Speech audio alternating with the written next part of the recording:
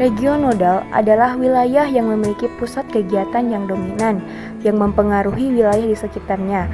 Regionodal atau wilayah fungsional bersifat dinamis karena ditandai oleh adanya interaksi dan pergerakan menuju suatu pusat yang disebut node. Node ini berfungsi sebagai pusat yang menarik daerah di sekitarnya, sehingga membentuk batas regionodal sesuai dengan tingkat interaksi yang terjadi.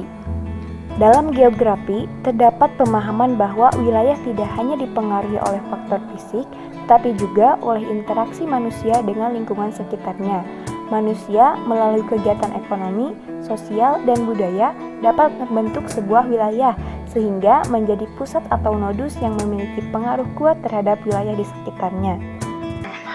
Bernard Farenius dan Paul Vidal de la Plage memandang bahwa wilayah terbentuk dari interaksi antar manusia dan hubungan fisiknya. Geografi regional berfokus pada bagaimana manusia memodifikasi untuk beradaptasi dengan lingkungan untuk membentuk wilayah tertentu. Dalam konteks ini, regional nodal dapat dipahami sebagai wilayah yang berkembang pesat berkat interaksi manusia dengan kondisi fisik yang ada, seperti pusat-pusat ekonomi dan sosial. Yang pertama, adanya pusat aktivitas. Wilayah ini berfungsi sebagai pusat ekonomi, perdagangan, pendidikan, ataupun budaya yang mendominasi kawasan sekitarnya. Contoh dari pusat aktivitas ekonomi di Indonesia adalah Jakarta, yang mana menjadi pusat perdagangan dan bisnis serta pusat kantor pemerintahan. Kedua, pengaruh terhadap wilayah sekitarnya. Regionodal memiliki dampak besar terhadap perkembangan wilayah sekitar, baik dari segi ekonomi, infrastruktur, maupun sosial. Contoh, Cikarang yang menjadi kawasan industri terbesar di Indonesia pasti berdampak besar bagi wilayah sekitarnya seperti peningkatan infrastruktur. Yang pertama, node atau pusat. Node adalah inti atau pusat kegiatan dalam regionodal, seperti kota besar atau kawasan dengan peran strategis.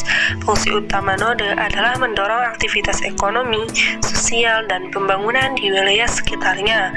Yang kedua, hinterland atau daerah pendukung. Hinterland adalah wilayah di sekitar pusat yang dipengaruhi oleh pusat. Nah, apa sih hubungan pusat dan hinterland? Jadi, hubungan pusat dan hinterland merupakan interaksi antara pusat dan hinterland terjadi melalui aliran sumber daya, tenaga kerja, barang, dan informasi. Node memanfaatkan sumber daya dari hinterland untuk memperkuat fungsinya, sementara hinterland memperoleh manfaat berupa pembangunan infrastruktur, fasilitas publik, dan peluang ekonomi yang mendukung pertumbuhan wilayah. Regionodal memiliki struktur dinamis yang terbentuk dari interaksi berkelanjutan antara pusat dan hinterland. Dinamika ini meliputi pergerakan manusia, barang, dan informasi yang terjadi secara berkesinambungan. Aliran ini dipercepat oleh ketersediaan sarana komunikasi dan transportasi seperti jalan raya, jalur kereta api, dan jaringan telekomunikasi. Pertama, adanya arus barang, ide, atau gagasan.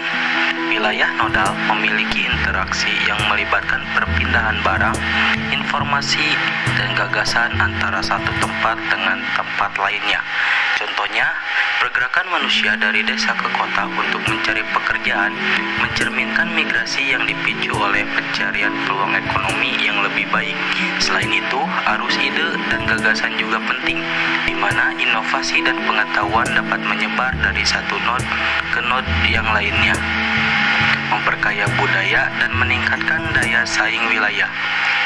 Yang kedua, adanya node atau pusat. Setiap wilayah nodal memiliki node atau pusat yang menjadi titik utama kegiatan dan interaksi ekonomi, sosial, maupun politik. Misalnya, Jalan Kiai Haji Zainal Mustofa di Tasikmalaya berfungsi sebagai pusat aktivitas masyarakat, di mana berbagai kegiatan ekonomi, sosial, dan budaya berlangsung. Keberadaan node ini sangat penting karena mereka menjadi penghubung antara berbagai wilayah dan memfasilitasi pertukaran yang lebih efisien. Yang ketiga, wilayah yang meluas. Wilayah yang bergantung pada pusat ini cenderung berkembang seiring dengan peningkatan aktivitas ekonomi. ketika node menjadi lebih aktif, wilayah di sekitarnya juga akan mengalami pertumbuhan. Hal ini dapat dilihat dari perkembangan infrastruktur, peningkatan jumlah penduduk, dan jumlah sektor-sektor ekonomi yang berhubungan dengan node tersebut. Wilayah-wilayah ini seringkali mengalami urbanisasi, di mana desa-desa kecil bertransformasi menjadi kawasan perkotaan yang lebih besar dan lebih kompleks. Yang keempat, adanya jaringan rute transportasi dan komunikasi. Wilayah nodal memiliki sistem transportasi dan komunikasi yang memungkinkan adanya interaksi dan pertukaran antar wilayah. Perbedaan region nodal dan region uniform. Region nodal atau fungsional lebih dinamis, tidak statis seperti region formal. Region uniform ditandai dengan bentuk-bentuk kenampakan dengan pola umum dari aktivitas pertanian, industri, permukiman, perkebunan, atau bentuk lahan lain yang relatif tetap. Sedangkan region nodal ditandai oleh gerak ke pusat ini disebut node. Region nodal atau fungsional mengacu pada heterogenitas atau keberagaman, sementara itu region uniform atau formal mengacu pada konsep homogenitas tertentu di dalamnya. Yang pertama itu ada memperhatikan daerah inti atau dalam kurung core area. Kedua, di sini poinnya itu menentukan setiap unsur gerakan karena setiap unsur itu mungkin punya jarak yang berbeda. Nah, jadi setelah mengetahui pusat aktivitas, langkah selanjutnya adalah menentukan unsur-unsur gerakan. Nah, yang terjadi dalam region tersebut. Ini juga termasuk aliran barang, informasi, dan orang yang terjadi dalam batas wilayah tersebut.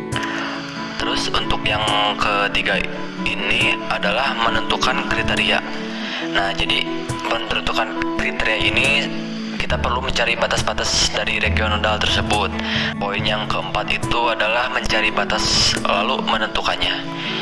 Nah, untuk yang terakhir itu poinnya itu jika menarik batas 2 atau lebih region, maka kriterianya harus menentukan atau ditentukan terlebih dahulu. Nah, jika terjadi tumpang tindih antar region, maka wilayah yang tumpang tindih tersebut harus dijadikan wilayah tersendiri.